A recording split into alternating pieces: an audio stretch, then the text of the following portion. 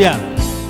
So today, tayo po ay tuloy-tuloy po. Habang tayo po ay nabubuhay dito sa lupa, the day na tayo po ay nanampalataya, we got born again.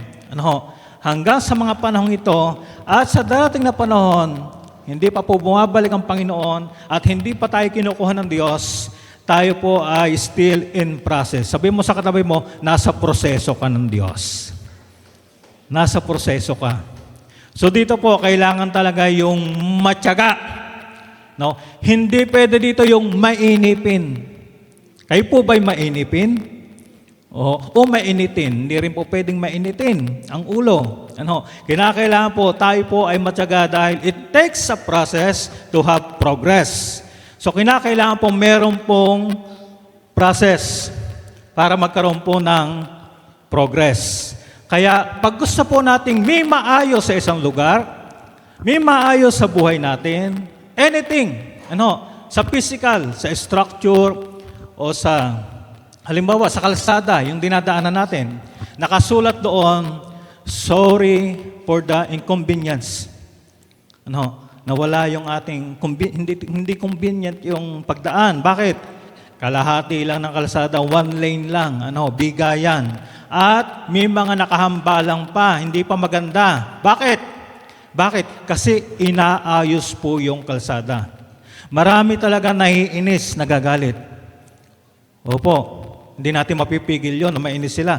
Pero sa buhay na ito, habang tayo po ay nasa ilalim ng proseso for development, para tayo po ay mag-grow, may mga inconveniences. Hindi po lagi tayo komportable. Mapapasin nyo, para lumabas yung maganda development. Halimbawa, ikaw ay nag-desisyon ng iyong bahay ay iparenovate mo. Bahay, masikip na sa amin, naglalakihan na yung mga bata. At saka, may apo na ako. So ngayon, ground floor na yan. Gusto mo magkaroon ng second floor para ma-accommodate ang lahat. At least, mabigyan man lang ng kwarto, lalo yung babae. Magkaroon ng sariling kwarto yung anak mong dalaga. So, siyempre, tatanggalin yung bubong, mag-i-slab kayo dyan.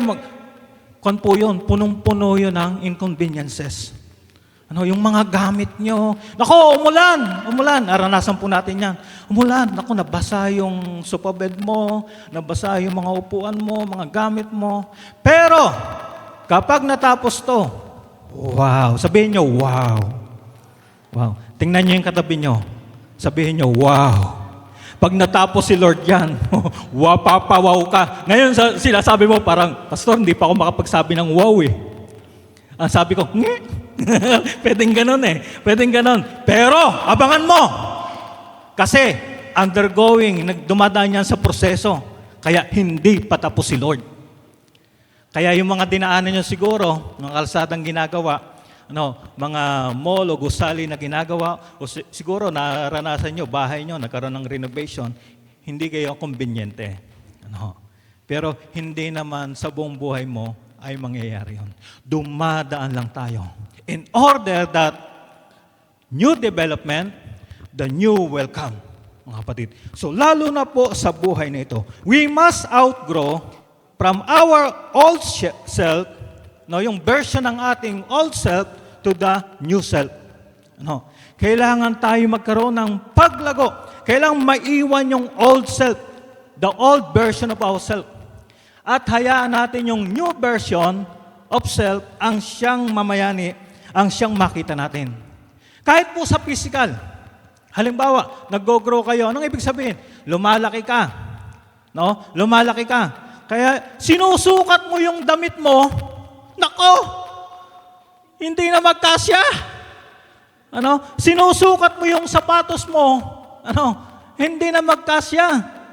So na-outgrow mo na. So ibig sabihin, hindi na pwede. Bakit? Bakit di na pwede yung damit mo? Bakit di na pwede yung sapatos mo? Bakit? Kasi lumaki ka na. Lumago ka na.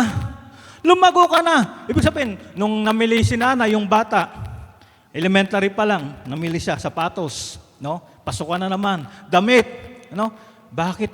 Anak, ang bilis mo naman lumaki. Ilang buwan pa lang hindi nakasa sa iyo yung sapatos na yan. Hindi nakasa sa iyo yung damit na yan. Mga kapatid, kasi nag-outgrow na po tayo. May iiwan po tayo, mga kapatid. Hindi lang yung mga clothings po natin, yung mga sinusuot po natin, ngunit most especially, mga bagay na hindi nakikita.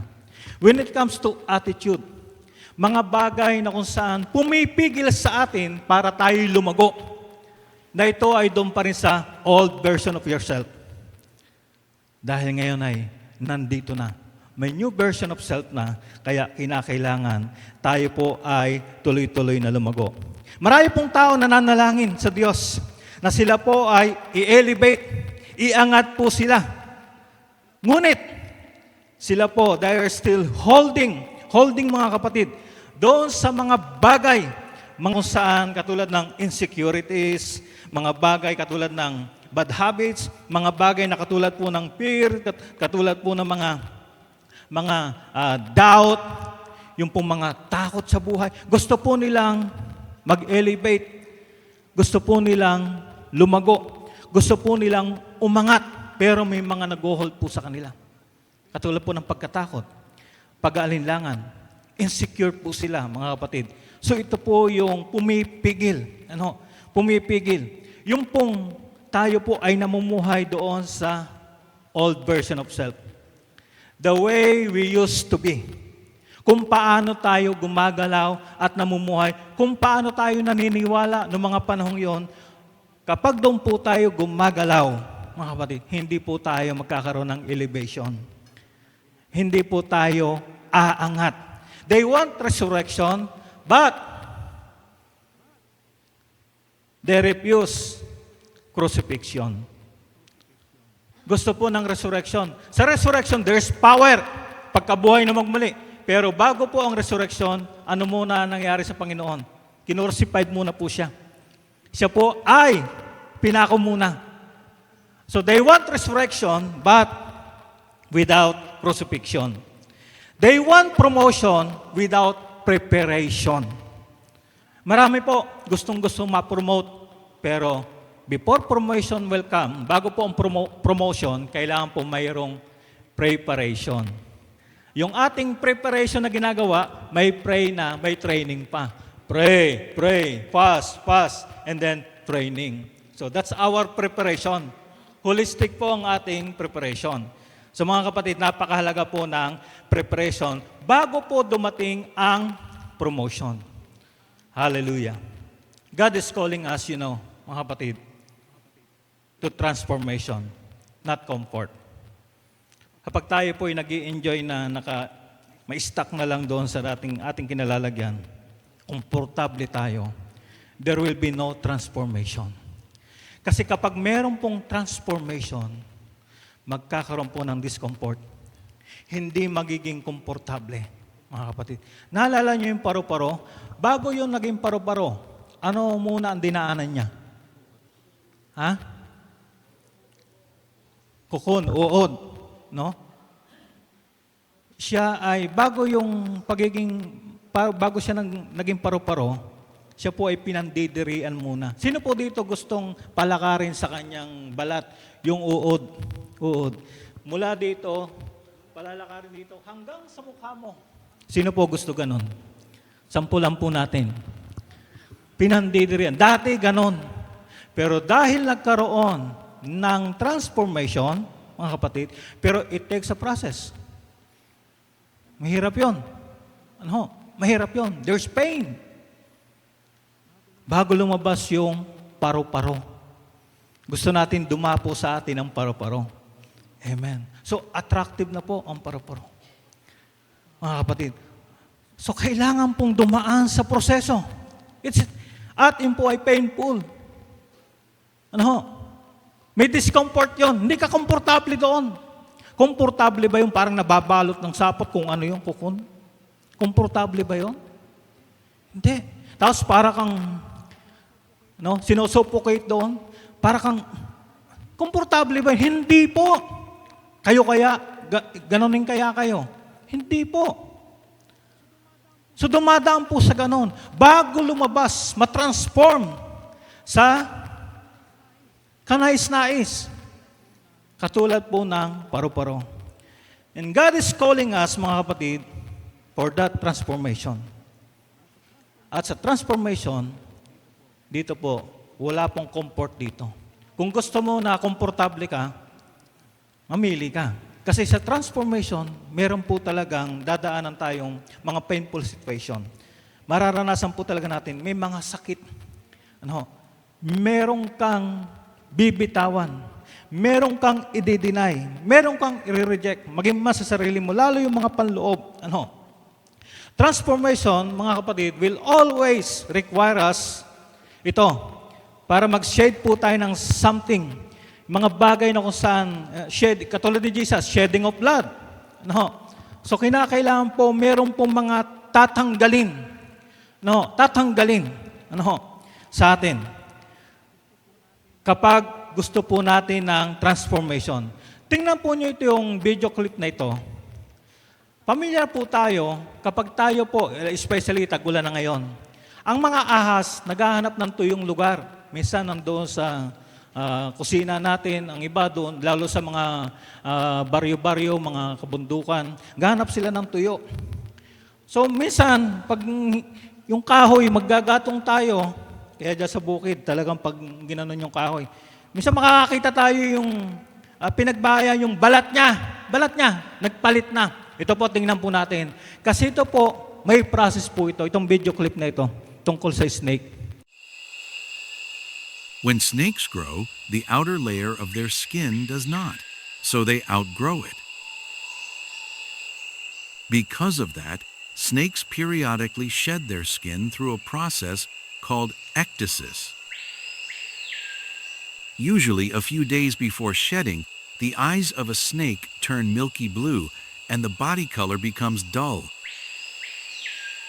It is caused by a secretion of fluid between the old and new outer skin layers.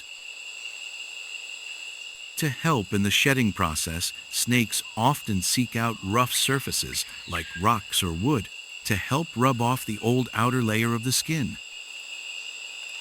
If the conditions are suitable, snakes typically shed their skin in one piece. Hindi po ganon kadali yan.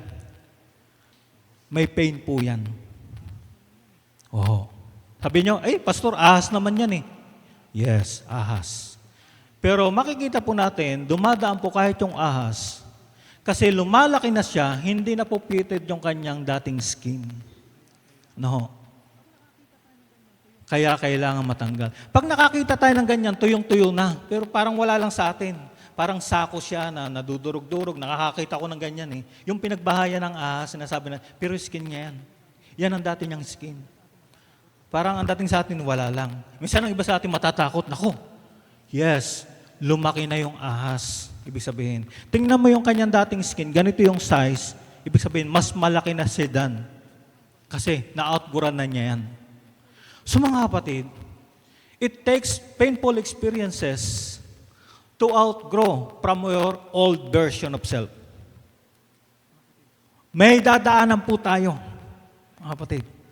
Kaya may tinitibag, may tinatanggal. Kaya nga si Jesus, shedding of blood eh. So ang ahas, yung skin niya, natanggal. Minsan dito, ginagamit din yung ilustrasyon ng agila. Yung kuko, yung mga feathers niya, balahibo niya. So nagpapalit din po, masakit. Hindi po ganun kadali, mga kapatid. So hindi na kasi angkop yun, luma na kasi. At hindi na magiging kagamit-gamit. So yung ating old version of self, maaaring hindi na po fitted sa ating ginagalawan ngayon, sa ating ginagawa ngayon.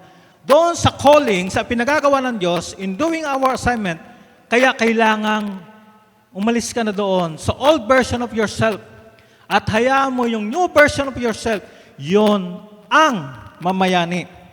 Yun dapat ang mamuhay sa iyong buhay.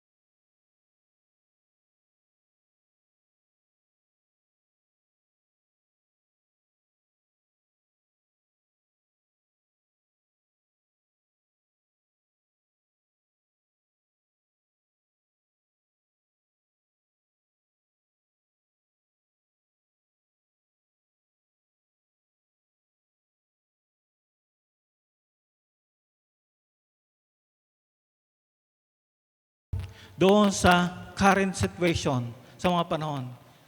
Kasi ang tao po, they are seeking for new things. Ano? Kaya pag tayo, hindi tayo magiging effective kapag tayo ay nanatili sa old version. Because people are seeking new things, bago. Ngayon, pag wala silang nakikitang bago sa atin, hindi sila may inspired. Pero pag merong pagbabago, kahit sa lugar, tingnan nyo, na-excite po tayo. Oy, may bago na naman tayong ganito. Oy, may bago na naman. Oy, may bago silang na-discover. Paano lutuin yan? Ang sarap niya na, 21 days. Maganda yung pinopost nila eh. So maganda, natin yan, ipunin natin yan. Kasi kahit wala tayo sa 21 days, lalo kung healthy yan, mga kapatid, why not yan, lutuin natin yan? Lalo kung ang cost medyo na may minimize, medyo mababa yung halaga. So maganda, paano mo ginawa yan? Ano? So, na-excite po tayo, na-inspired po tayo. Bakit? Bago. Pwede pala yun. Pwede pala yun. Luto saan yan? Ano mga ingredients mo dyan? So, maraming nadidiscover yung ating mga nagluluto ng pagkain. At masarap. Amen. Naaninag pa ba nyo ako?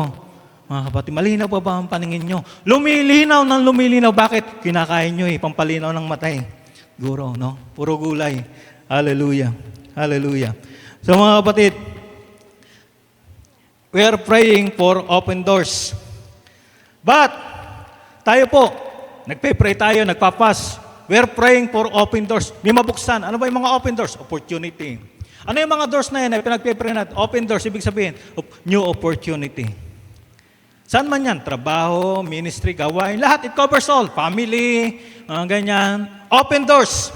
But, the problem is, we are mentally living in our old room. Mentally living in our old room. Hindi ka babagay sa new door, open doors. Kasi you are living in your mind, your mindset, namumuhay ka doon sa old room, old self, old version of yourself. Kaya hindi tayo babagay, wala tayong mapupuntahang new open doors. New opportunity. Bakit? Kasi namumuhay tayo sa luma nating pagkatao, especially in our mentality, yung ating pong mindset. Kahit pray tayo ng pray, fast tayo ng fast, mga kapatid, mahalaga po, sumasabay, no, umaayon yung ating pamumuhay. Si Jesus, kung ano yung pinagpe-pray niya, bakit siya nagpe-pray, yun siya. Yun ang pinamumuhay niya. Kung anong pinagpe-pray niya, yun ang pinamumuhay niya. Yun po ang prayer ni Jesus. Bakit siya nag-pray? Bakit siya nag-fast? Doon po siya gumagalaw. Doon po siya namumuhay. Hindi po yan nag-a-utter lang prayer. Hindi lang po ganon. Parang religious lang na nagpe-pray. Pero yun po talaga ang ipinamumuhay. Yun po talaga ang nakikita sa kanya. Internally knowing there was more, but afraid. We are afraid to become more. Yes. Internally knowing there was more. Yes. There was more. More. More pang ganito. More, Lord, marami pang ganito. Lord, marami pang ganito. But, ang mahalaga is becoming more. Magkaiba po yan. Lord, more souls, Panginoon. More disciples, Lord.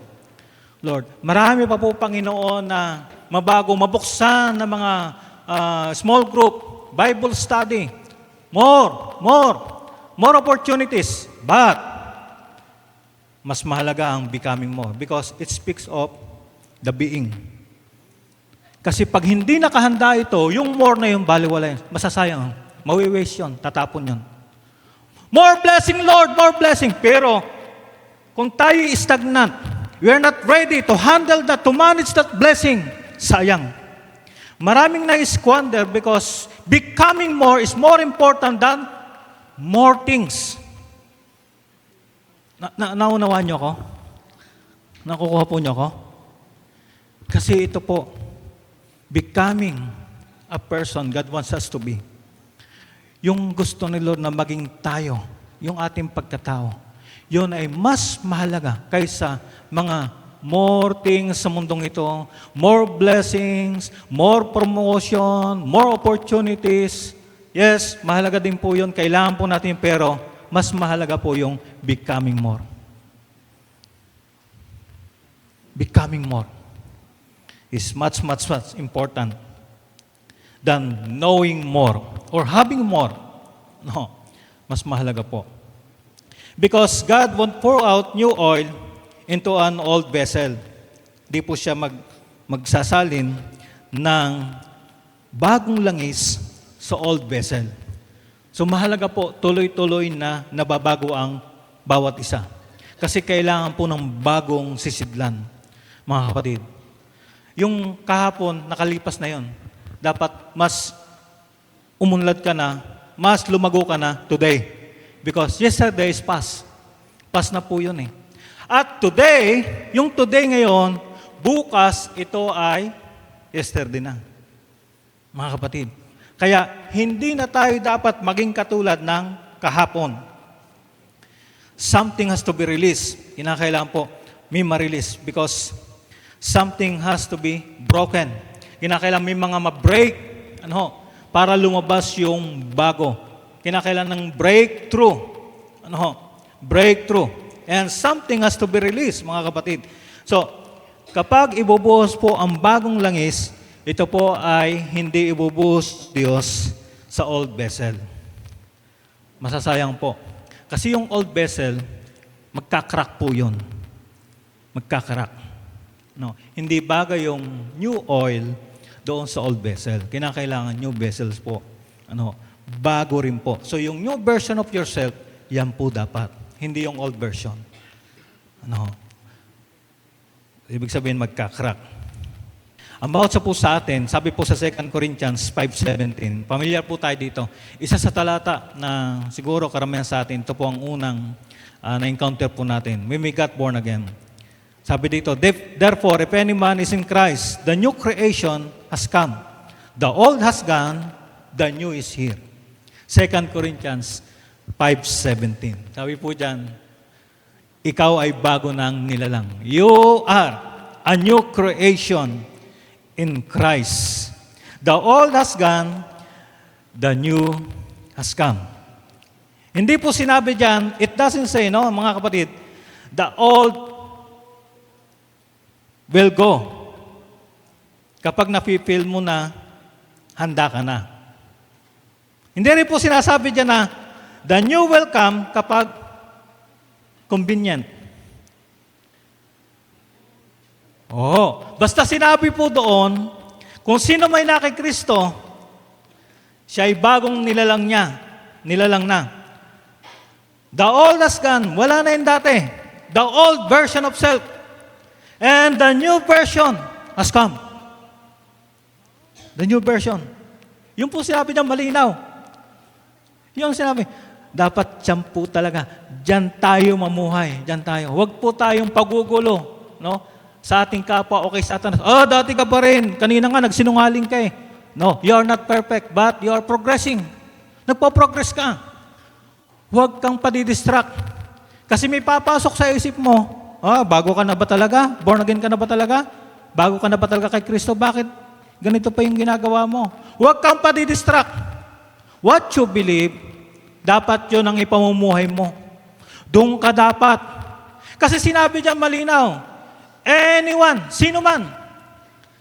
Hindi yan specific na ganito lang na grupo, o sino man, ganito lang, ganitong edad lang. Anyone, sino man, ay na kay Kristo, is a new creation. The new has come, and the old has gone. Wala na po yung dati. Mga kapatid, wala na po yung dating pagkatao. Dahil lumipas na po yung luma. Ang problema po sa atin ay, karamihan po sa atin ay emotionally attached po tayo doon sa old version of self. Doon po tayo nakatouch yung, especially sa ating pong emotion. Tayo po ay, matindi po yung attachment po natin doon sa old version. Kaya, especially yung nandyan yung mga negative emotion. Oho. So, yung attachment po natin sa old version of ourselves, masyadong ganun na lang, katindi. Ano ho? At doon po natin kinukuha yung identity natin. Kapag may struggle po tayo, ano ho, na dapat, kapag may struggle, dapat ma-outgrow mo yon. Pag may struggle, ma-outgrow mo yon. At hindi na yun magiging struggle mo next time around.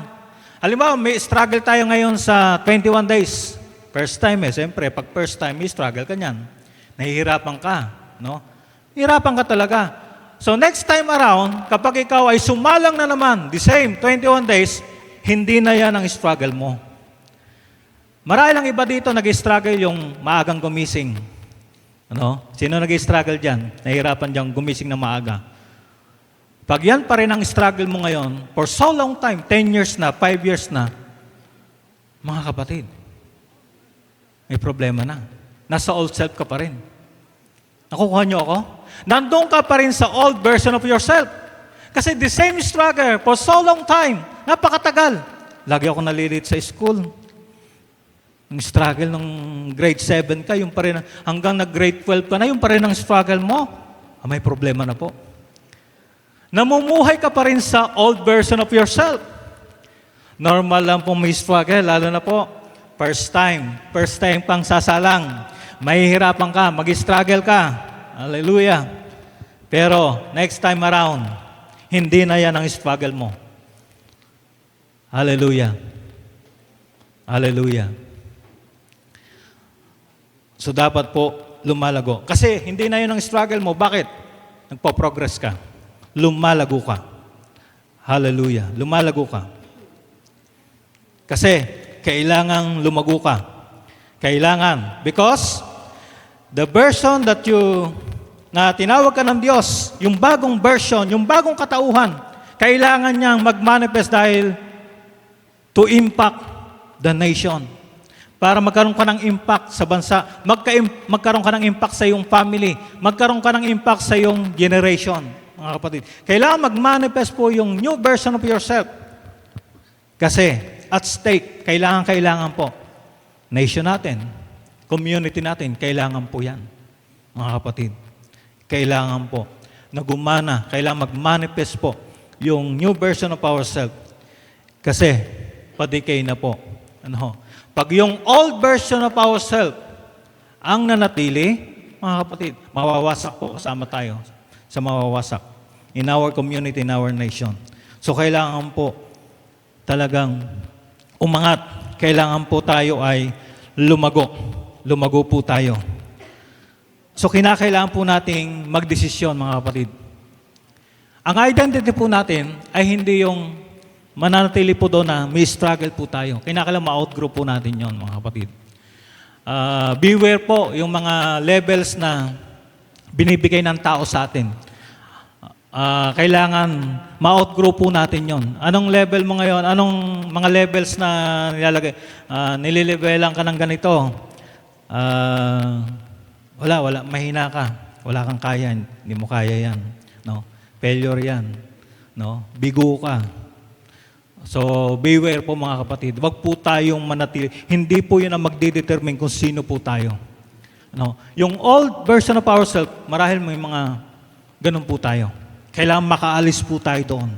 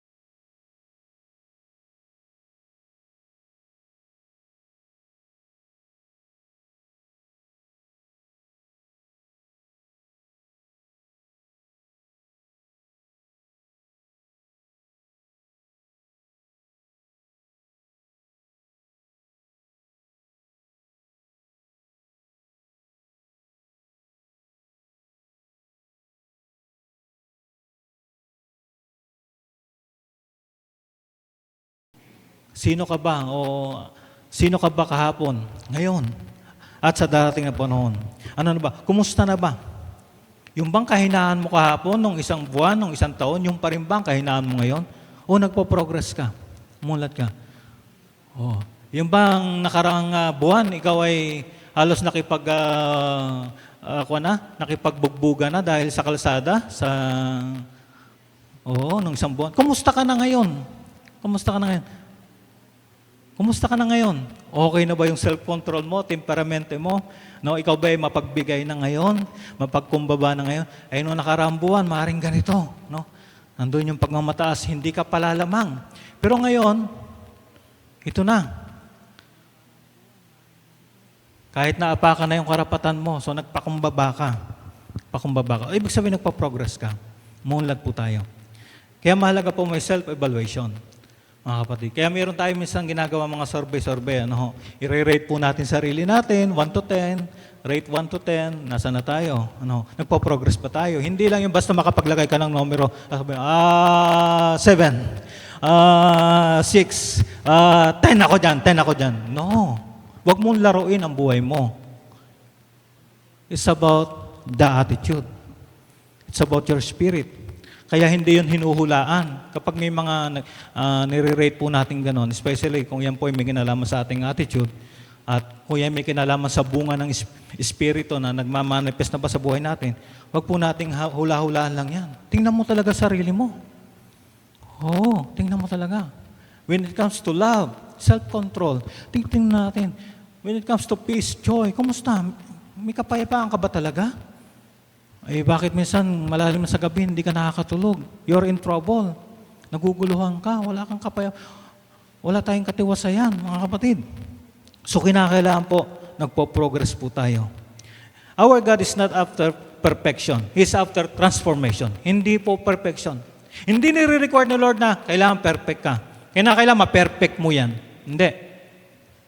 Mahalaga po nagpo-progress. Kaya meron pong repetition. Repetition. Practice. Meron mo ganyan. Para mag-progress.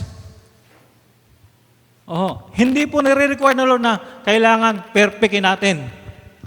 But we are trying our best. Hindi naman yun, si Lord naman, hindi naman nire-require na kahit hindi ko napagbutihin, hindi ko naayusin to, hindi ko na kaya tuloy yung 21 days. Kumain na kaya ako ng ganito. Si Lord, mapagkuha naman yan. Maunawain mo yan, mapagbigay. Don't do that. May sasagasaan ka dyan, mamaya dadaanan natin pag ganun ka. May masasagasaan po tayong mahalaga pag ganun ang ating mindset. Yes, it's not about requiring us to be perfect, pero kailangan po tayo ay nagpo-progress. So ang ating pong paglago ay personal. So may mga dinadaanan po tayong mga painful experiences, mga kapatid. Dahil sa paglago, katulad sinabi ko sa inyo, pinakita ko sa inyo ahas, may mababanggit pa tayong mga ibang hayop. May mga pwede pa pong tingnan ninyo sa research nyo. Pero isa lang po pinakita ko sa inyo. Sa paglago, talagang dadaan po doon sa may mga painful experiences po tayo. Makasaktan po tayo. Kasi ito na yung dating komportable ka na ngayon na bago na naman eh. Kasi humakbang ka. May risk. So humakbang ka sa panibagong horizon. Panibagong antas. Humakbang ka. Okay sana kung dito na lang ako lagi sa grade 7 eh. Bakit ba kailangan pa mag-grade 8? Bakit ba kailangan mag-grade 9, 10, 11? Okay na ako dito. Kaibigan ko na yung teacher. Okay na kami ng mga classmates. Dito na lang ako. No!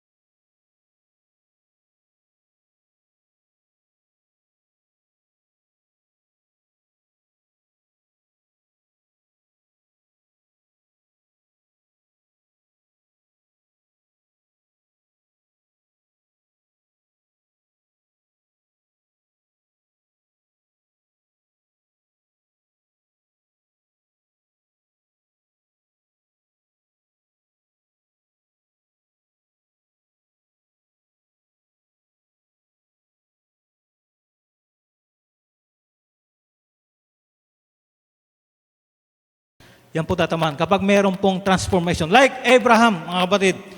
Si Abraham, bago siya naging Abraham, siya po ay Abraham. Nagkaroon po ng transformation. Yung Abraham, ibang Diyos ang pinaniniwala nun. Pero nung tinawag siya ng Diyos, pinaalis siya sa kanilang lugar. Iwanan niya yung mga magulang niya, sama lang niya si Sarah, saka yung kanyang pamangkin. Iwanan mo yan. Iwanan mo yan. Oho. So, siya ay pupunta sa hindi niya alam, sa kawalan. Parang wala. Unknown. Ang hirap nun. Unknown. Dito, okay na. Nandito yung magulang niya. Okay dito. Safe dito. Well provided yung kwan. Hindi ka matatakot na wala kang kakainin. Okay dito. Mabubuhay ka dito. Pero, pinaalis siya ng Diyos. Si Abraham. Hirap yun. Masakit. Mahirap. Pero pag may transformation na gustong gawin ng Diyos sa atin, mga kapatid, hindi yan madali. Kung gusto natin ng comfort, transformation will not come. Progress will not come. Gusto natin komportable forever, wala nang mababago.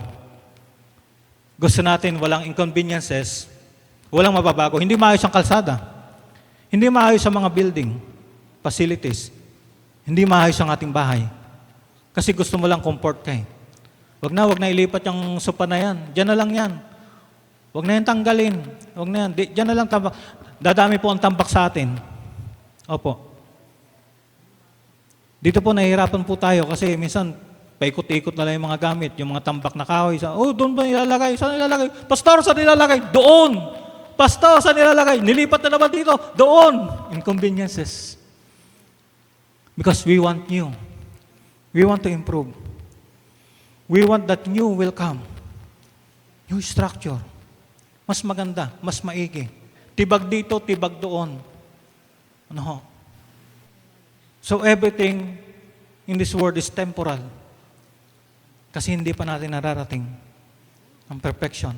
Kaya yung ating pagkatao, hindi pa ito talaga. Kailangan pang tuloy-tuloy ito. May titibagin at titibagin, tuloy-tuloy na pagtibag. Painful po yun. At first, hindi tayo mag-i-enjoy. Pero kalaunan, para sa ating kabutihan. Marirealize po natin, thank you Lord. Buti na lang. Buti na lang. Nagpailalim ako, sinuko ko. Buti na lang hindi ako nagrebelde nung ako'y tinitibag ni Lord. Buti na lang. At kumapit pa rin ako sa Kanya. Buti na lang. At nagtiwala pa rin ako sa Kanya. Kasi, hindi darating sa atin yung progress na yun kung tayo'y bumitaw. So si Abraham po, pupunta siya sa kawalan. Unknown, di niya alam. Makikipagsapalaran, parang yung mga iba nating mga kasama, nakipagsapalaran sa ganito. Punta ng ibang bansa, walang kontak, walang kilala. Mahirap yon. Kaysa yung may kamag-anak doon, matutuluyan at first, doon muna isang buwan habang naghahanap. Yung iba, wala talaga. Sanay naman ang mga Pilipino dyan. Mga kapatid, si Abraham, tindi po yan. Pupunta sa kawalan. Pero pinanghawakan niya, sinabi ng Diyos. Nagkaroon ng transformation. Marami nangyari kay Abraham. Kaya yung Abraham, naging Abraham. Yung dating makalupa, naging makalangit. Hallelujah. Yung dating namumuhay sa flesh, namumuhay na sa espiritu. Hallelujah. Marami tayong halimbawa dyan na nagkaroon ng transformation. Si Saulo, sa New Testament, na naging Pablo. Bago siya naging Pablo, si Saulo ay mamamatay tao. Accomplice. Nililigpit nila yung mga mananampalataya, yung followers ni Christ. Opo. Pero, doon sa Acts, chapter 9, nung ma-encounter niya si Jesus, that encounter bring him to surrendered life. That encounter bring him doon sa submitted life. Yung encounter na yun sa Panginoon Jesus, yun po, nag-spark. Doon, naunawaan din niya yung purpose ng Diyos sa kanyang buhay. Hallelujah. Yung disenyo ng Diyos sa kanyang buhay. Pero lumalaban yung old version of Paul na dating si Saulo. Yung dati niyang pagkatao, siya Pariseo. Yung kanyang belief, nakikipagtunggal yon. Pero ito na yung bago. Hindi ganun kadalagay. May struggle po yon. Kasi Pariseo po si Pablo eh. Si Saulo. Siya po ay nasa lahi ng mga sa lahi ni Benjamin. Benjaminita po si Pablo. Ano? So nagtutunggalian po 'yon. Yung kanyang old version tsaka yung new version ng kanyang pagkatao. Tutunggal yung belief, matindi po 'yon. Pero dahil surrendered life, yun po mahalaga. Suko talaga natin sa Panginoon. Yung sarili natin. Huwag nating hayaan na magmatigas tayo. At hayaan natin na yung dating pagkatao natin, yun ang mamayani. May mga iba kasi hindi talaga sinuko kay Lord eh. Kumusta po kayo? Nung kayo ba ay nagkaroon ng encounter? Not the program only ha. Kahit hindi pa kayo umati nung 3-day encounter, the first time na inyong na-encounter ang Panginoon, you got born again. Nagsuko na ba kayo ng buhay nyo? How about yung mga habits nyo, yung mga activities? Yung belief nyo, yung belief system. Kumusta po? Yung mga nakagawa nyong gawin. Mga activities. Yung mga nilalaro natin, yung ginagalawan natin, activities natin, yung mga ginagawa natin. Nagsuko na ba tayo noon kay Lord? O hindi pa? Mga kapatid, God cannot do mighty works sa atin kapag tayo po nandun sa old self. Hindi niya i-anoint yung old self. It's the new self. Opo. So hindi po siya makakagawa. Kasi kung may problema sa belief system, kaya ang Panginoon hindi gumawa ng maraming himala doon, sabi niya, sa kanilang lugar. Dahil yung mga tao, yung belief nila, they don't honor Jesus. At yung belief nila iba. Ano? So hindi makagawa. Hindi gumawa ang Panginoon doon ng mga himala. Oho. So marami po, they want to walk in authority but still love to fear. They want to be used by God but still think like victims and slaves. Paano sila magagamit ni Lord? Kung tayo ay biktima, tayo slaves. Hindi tayo magagamit ni Lord. Ano? So yung ating mindset, malaki pong kinalaman niya sa ating pamumuhay. Gusto natin tayong magamit ni Lord. Pero kumusta po? Yung ating kaisipan, biktima eh. Lagi kang paawa sa sarili mo. May self-pity ka. Victim ka niyan. Oh.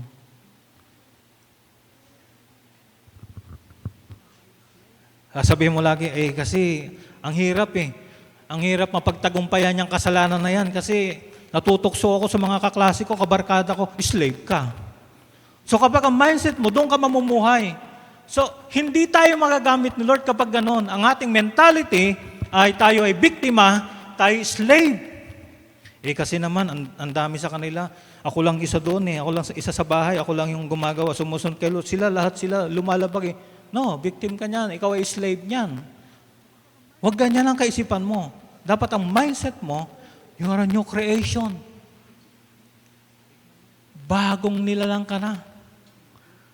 Kahit lahat sa kapaligiran mo against God. Katulad ni Job. Nanatili siya. Possible? Possible.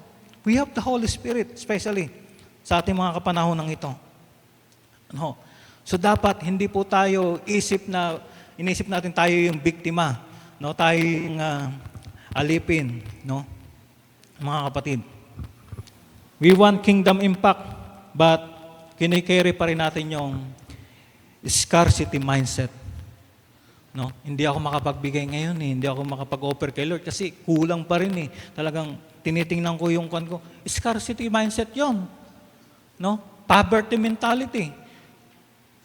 Gusto natin magkaroon ng impact, kingdom impact, pero ang mindset natin, scarcity. Ibig sabihin, poverty mentality. Kulang ito Hindi ako makakatulong diyan, hindi ako makakapag-offer kay Lord. So hindi tayo makaalis doon. Pero gusto natin magkaroon ng impact, kingdom impact, mga kapatid. So, kinakailangan old version of self, yung ganong mga mindset, kinakailangan talaga, mga kapatid, sa likway natin. Kinakailangan, mawala talaga yun. Kinakailangan yun. Lumipas na. Hindi na yon ang mag-reign. Hindi na yon ang mamayani sa atin. Bakit po yung old mentalities ay binablock po niya ang God's best? Binablock po talaga ng old mentalities, yung old mindset. Kaya sabi ni Jesus, repent! For the kingdom of God, nandito na. Ibig sabihin, repent. Change your mindset. Repent. It's about change. No? Pagbabago. No? It's 180 degrees, not 360. Kung yan ang dati mong kuhan, dapat iwanan mo na yan. Hindi na yan. Hindi ka na ganyan. Mga kapatid. So repent, sabi ni Jesus. Kasi ibablock ng old mindset yung God's best para sa atin. Hindi tayo makakahakbang doon sa God's best sa pamagitan ng ating yesterday mentality. Kung tayo mga hawak doon sa ating nakaraan na mentalidad, hindi tayo makakahakbang sa new horizon, new season of our life. Hindi tayo makakahakbang doon.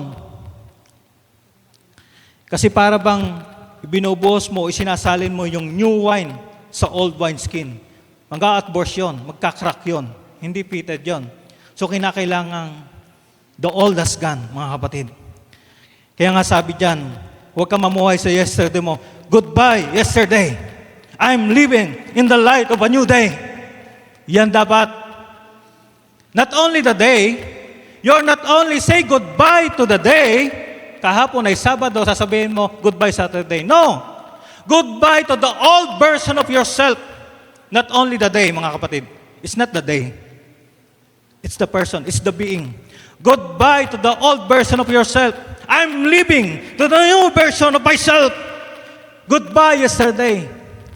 I'm living in the life of a new day. I won't waste another minute in my old ways. Yes, maraming masasayang kapag ikaw ay namuhay sa old version of yourself. Maraming masasayang. Marami po. Marami. Finances, masasayang yan. Health, nako, maapektuhan po. Because you are living in your old version of self.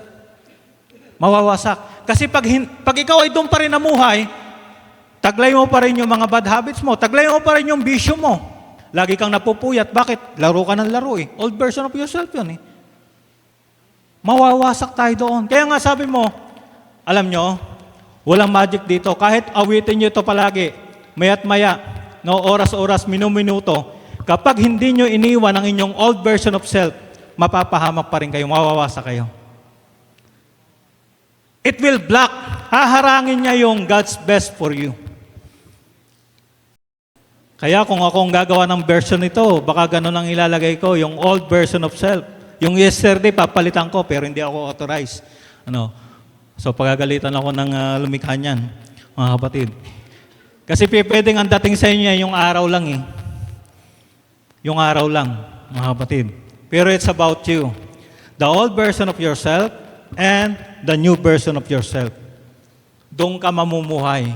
Kasi pag namuhay doon sa old version, maraming masasayang. Kaya ayaw mong masayang ang mga oras, ang finances, ang buhay mo. Kaya ikaw ay mamumuhay sa new version of yourself. Bagong katauhan. No. Kasi ayaw mong masayang eh. Ayaw mong masayang ang oras mo. Kaya hindi ka na mamumuhay sa dati. Kaya magiging wise ka na ngayon. Magdidetach ka na sa kinahihibangan mo. Anong laro yun? Laro, umuubos ng oras nyo. Napupuyat kayo. Nauubos yung allowance nyo. Maaari. Yung health nyo naaapektuhan. So magdidetach ka na doon. Mga kapatid. Kailangan mag-decide po tayo ngayon. Kailangan mag-decision po tayo. Because God demands your decision. Ano? Kasi mahalaga po ito. May kinalaman po ang ating destiny dito. So kung ayaw po nating ma-block yung God's best for our lives, kinakailangan pong iwanan na po natin yung old version of ourselves. Huwag na po yung mamayani sa ating buhay. Ano? Marami po sa atin, we are asking God na dalhin po tayo, iangat po tayo, i-elevate po tayo. Pero before the elevation will come, you need to evolve. Ano ibig sabihin? Kinakailangan ma-develop ka. Kinakailangan ikaw ay umunlad. Mag-progress ka. evolve first before elevation. Bago po magkaroon ng elevation, kinakailangan mag-evolve. Ang elevator, hindi laging nasa itaas, tama? Minsan pumupunta yan sa ground floor, basement, pupunta yan. So, in order to elevate, para ikaw ay dalhin ng Diyos mataas, you need to go deeper. Deeper saan? Malalim ka dapat sa trust. Lumalim ka dapat sa iyong pagtitiwala kay Lord. Lumalim ka dapat sa iyong pagmamahal sa Panginoon. Lumalim ka dapat doon sa iyong pagsunod sa Panginoon. Dapat lumalim po tayo. In order to elevate, God will take us deeper. Lumalim tayo sa ating pananampalataya. Yes. Lumalim tayo sa ating devotional life. Lumalim tayo sa ating prayer, sa ating pagpapas. Dapat hindi na katulad ng dati. Lumalim na tayo. Mga kapatid, kasi para i-elevate po tayo. Kasi yung elevator, pupunta yun sa baba, tapos pupunta yun sa taas. Mga kapatid. So mahalaga po yun. Gusto po natin na tayo po ay iangat. Ma-elevate po tayo. Ano? Kailangan po natin yan. Dahil yung platform, halimbawa ito platform na ipinapanalangin po natin, promotion, no? Maaaring ganun po. Ito po ay nagre-require ng character na kinakailangang ma-develop po sa atin. This platform will require us yung character para doon sa pagkatao. Yung opisina na yon, yung upuan na yon, yung position na yon, that will require character. Character para doon sa uupo doon. So anything. So kinakailangan may handa po yung character. Because that platform, that office, that position will require that character na kinakailangan para doon sa uupo doon.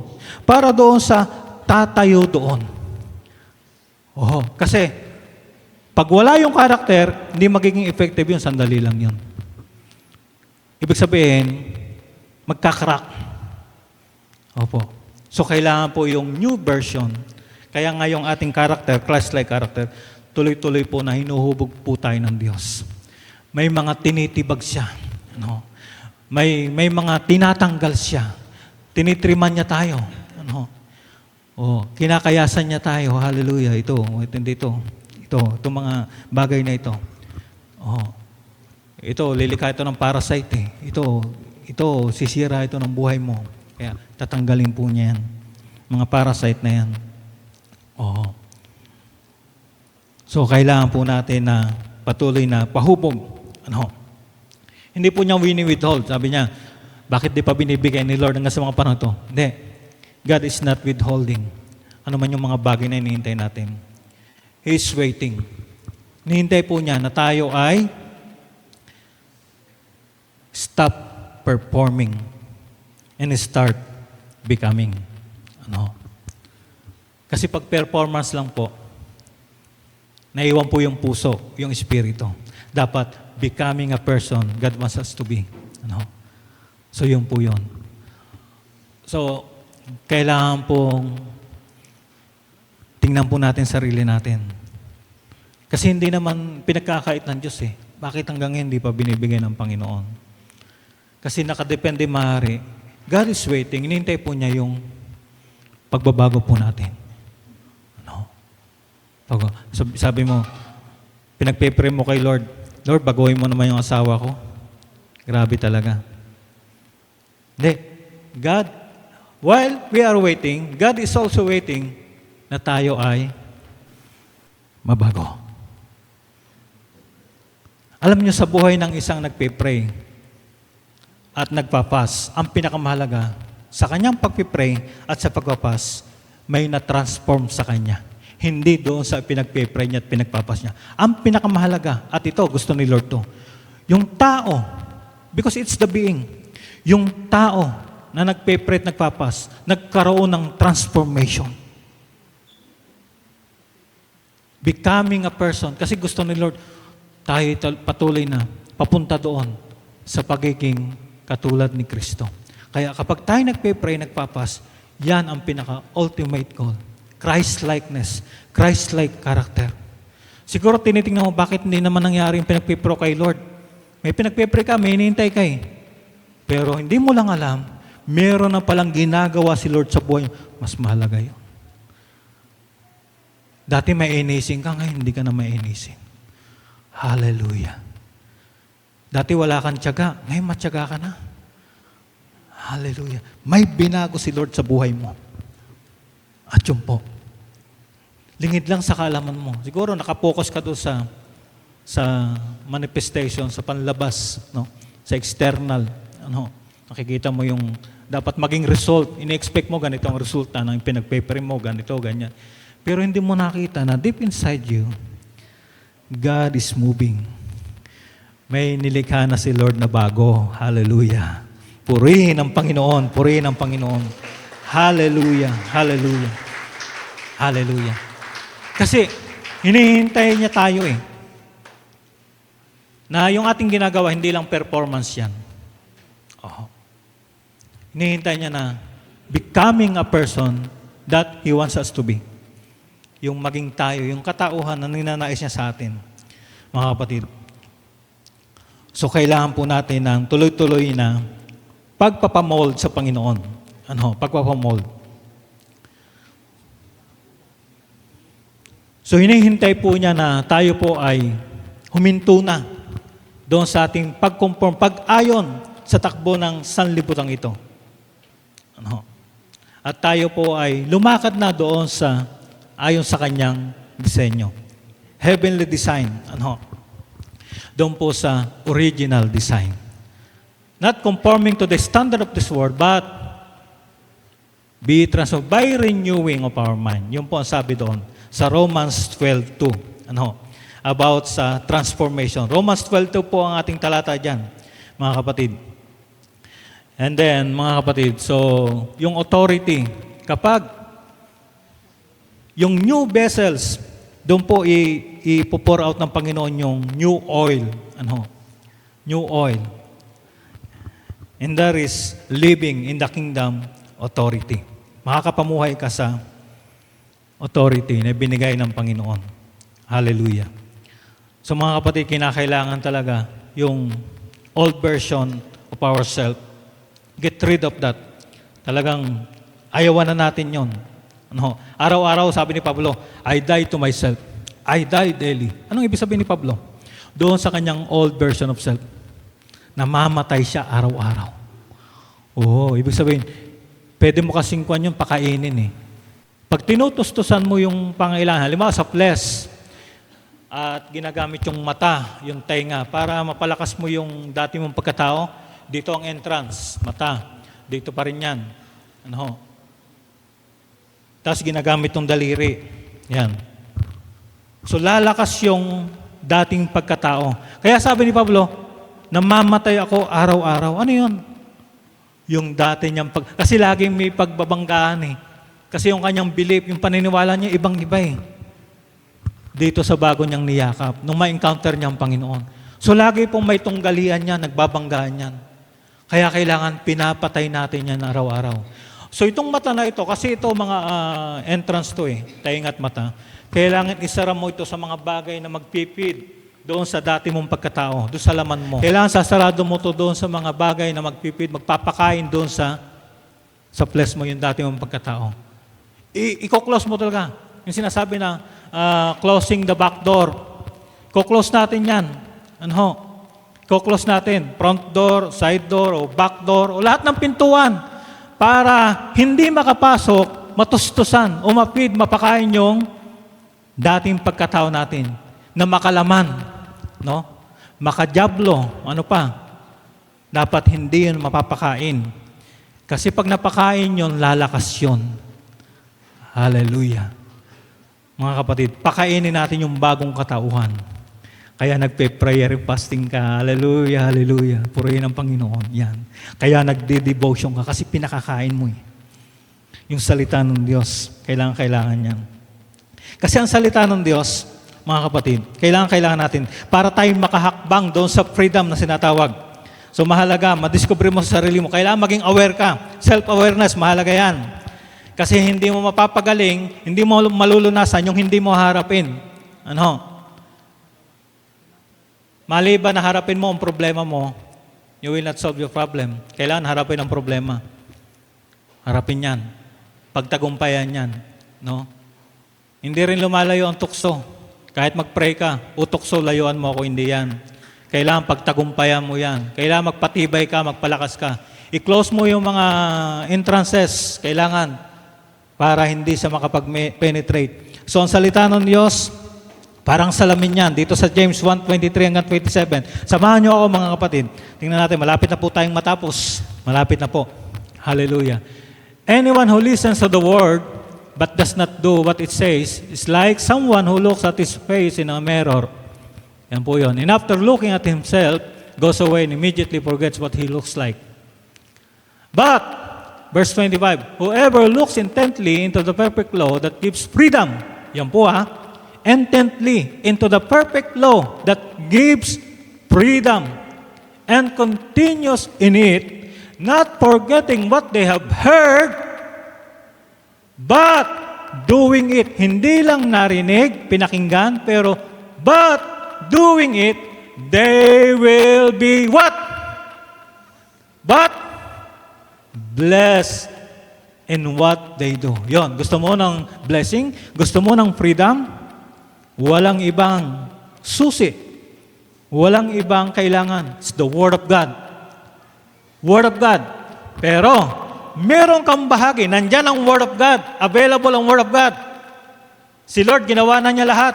Pero, meron kang bahagi dyan. Sabi dyan, whoever looks intently into the perfect law, sabi dyan, gives freedom and continues in it. Tuloy-tuloy ka dapat. At dapat, hindi mo lang narinig, pinakinggan. Dapat, ginawa mo. Yun. Yun po. And you will be blessed sa anumang gagawin mo. So mga kapatid, mali na po. Very powerful po yung mga talatang yan. Yan pong binigay ni Lord kay James na yan. Ginamit po siya para maisulat yan. Malalim po yan. Very powerful po yan.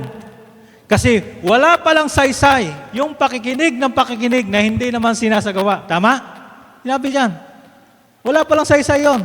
So wala tayong mapapakinabang doon. Kaya walang nangyayari sa nakikinig lang. What's the use of attending gathering like this? Kung hindi naman natin gagawin yung napakinggan natin, walang impact sa atin yon. Walang idudulot na mabuti. Ano ang halaga?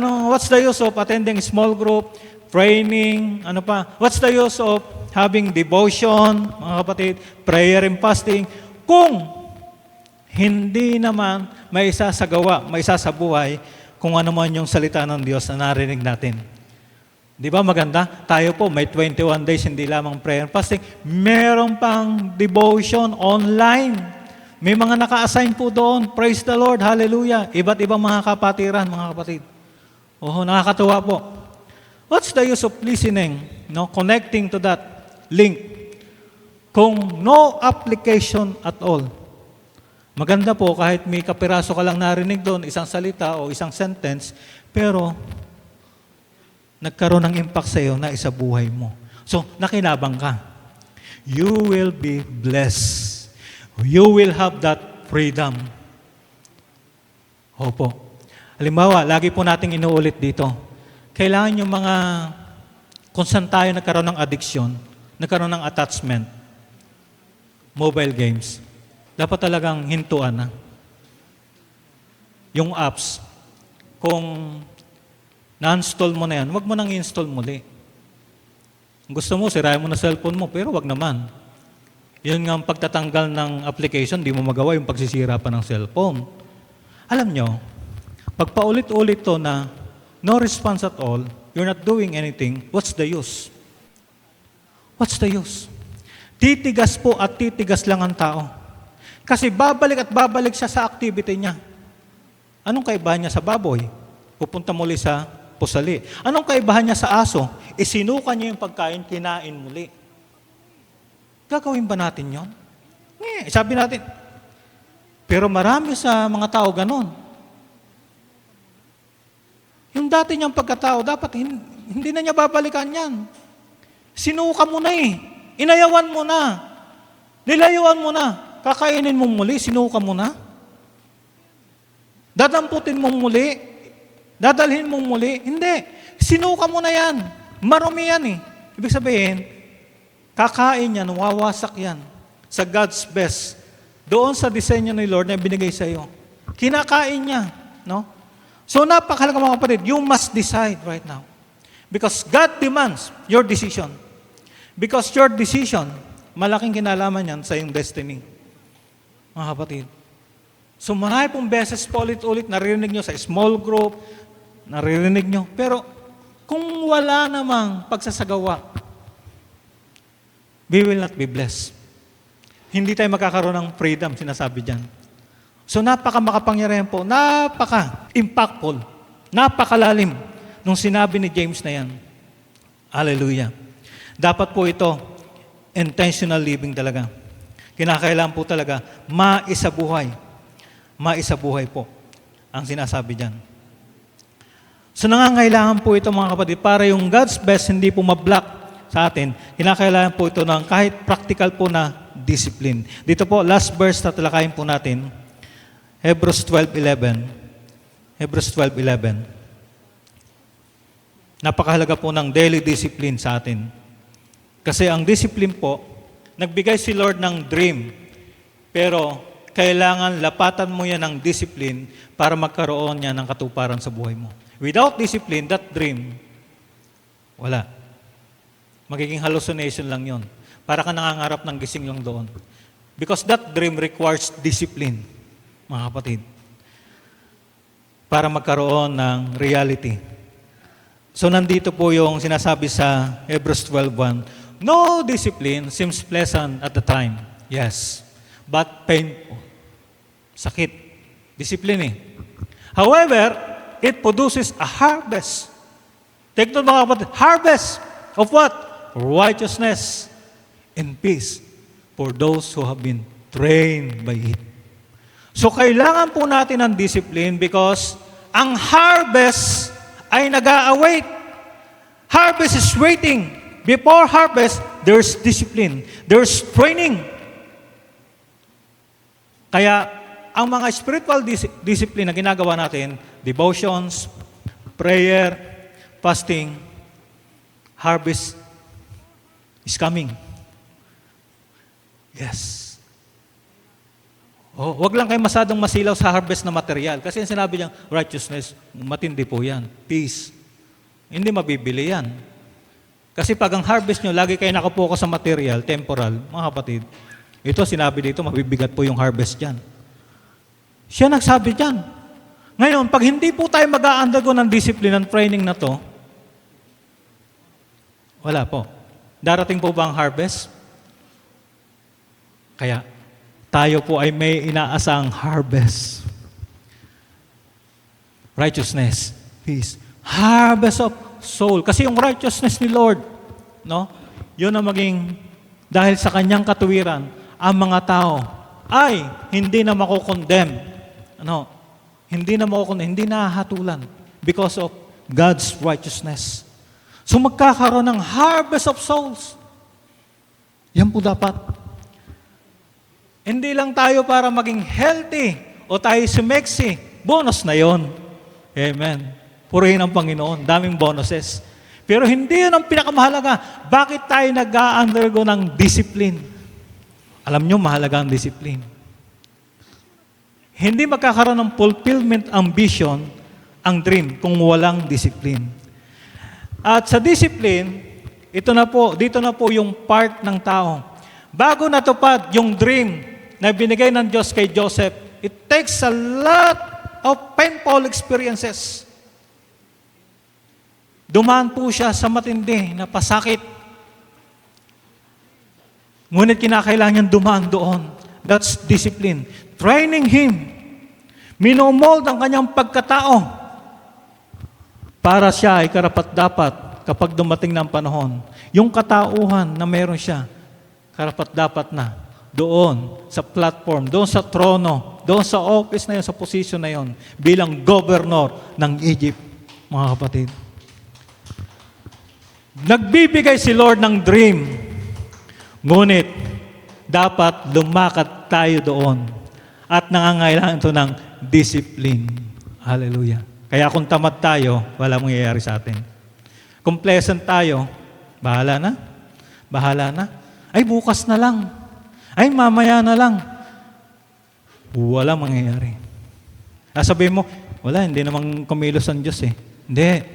Hinihintay ka ni Lord. Kasi binigay na niya ang dream eh. Pero bago magkaroon ng katuparan yon, kinakailangan ikaw lumaka doon. And it takes a lot of discipline. Painful experiences sa dadaanan mo. Pinakita ni Lord yung dream kay Joseph. Pero yung dadaanan niya na mahihirap, pinakita ba niya yung ilalaglag isa sa balon? Bebenta siya? Betrayal?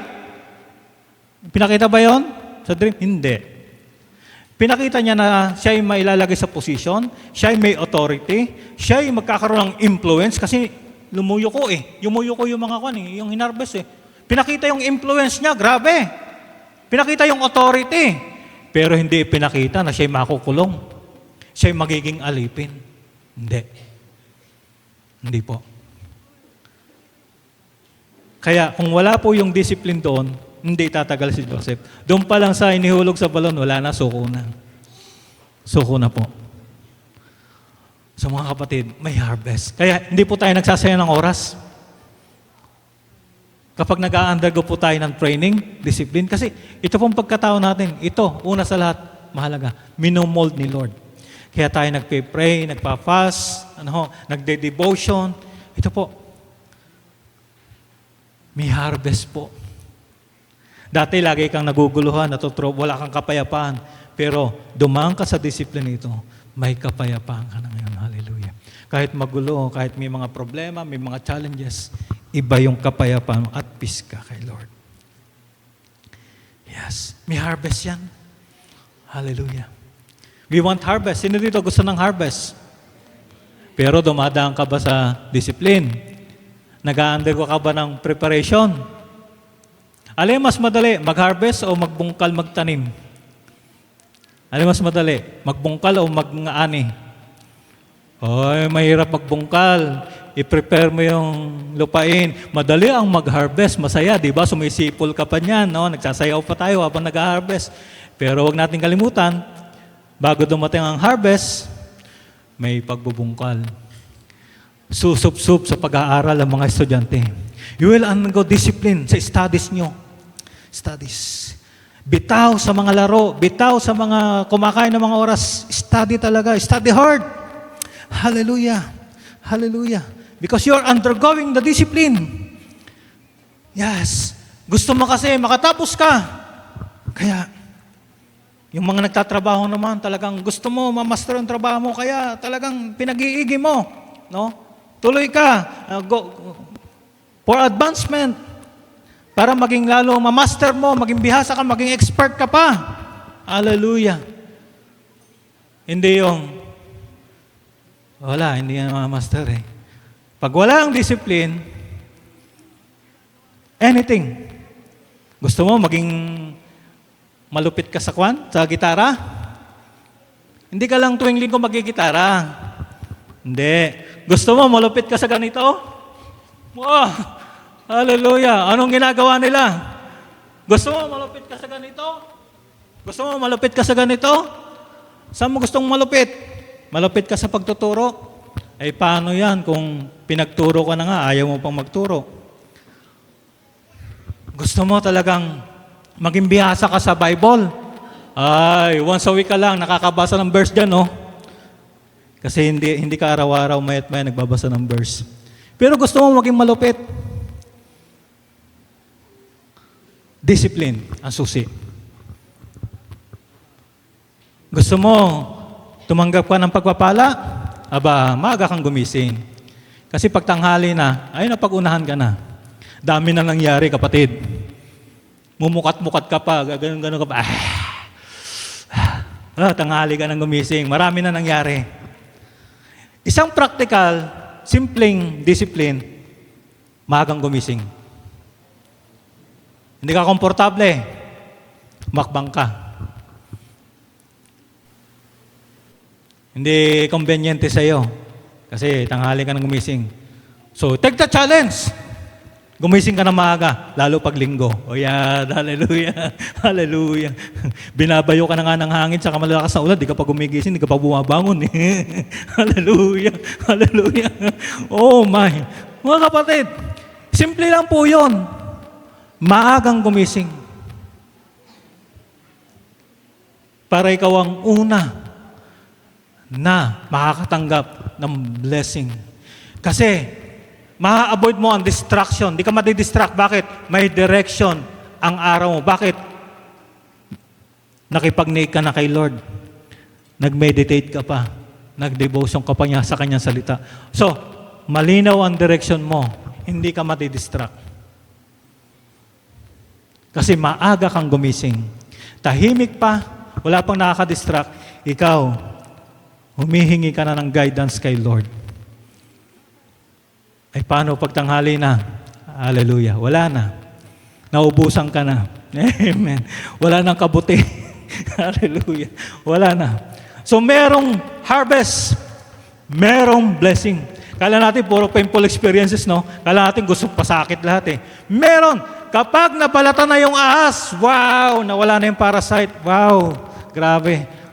Yung ahas, bago na yung skin niya. Wow, hallelujah. Bago. Sarap. No? Sarap. Kahit dumaan siya doon sa masakit. No? Kinikis-kis sa mga rock, sa mga singit-singit. No? So, dumaan po tayo doon. Pero nandito na po yung blessing. Nandito na yung freedom. Nandito na yung harvest of soul. Nandito na yung harvest of righteousness. Hallelujah. Lalo kang binabago ni Lord. Hallelujah. Pabuti ka ng pabuti. Paayos ng paayos ang buhay mo. Hallelujah. Hindi ka perfect, pero paayos ng paayos. Pabuti ng pabuti. Hallelujah. Wow. Purihin ang Panginoon. Saka yung perspektibo mo sa buhay, pananaw mo, wow. Grabe si Lord. Grabe. Lumilino na. Meron ng clarity. Oo. Nagiging klaro na. Ito pala yung plano ng Panginoon sa buhay ko. Tapos yung ginagawa mo yung assignment mo sa Panginoon. Saan man ka man naroon, sa pamilya, sa eskwelahan, sa trabaho, saan ka man umiikot, saan ka man gumagalaw, ikaw ay nagiging effective. Ikaw ay may impact.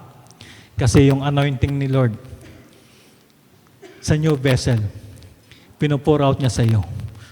Wow, hallelujah. At yung himala ni Lord, hallelujah, palalakasin ka niya, pagagalingin ka niya. Hallelujah, hallelujah. Oh, hallelujah. Hallelujah. Thank you, Lord. Wow. Thank you, Jesus. After ng ating 21 days, ahakbang po tayo. Grabe.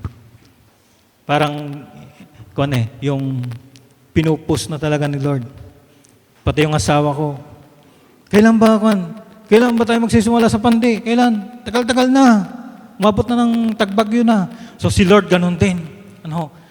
So after po nitong 21 days, mga kapatid, get ready team, mga kapatid. So kailangan talaga, bubuksan na yung pandi.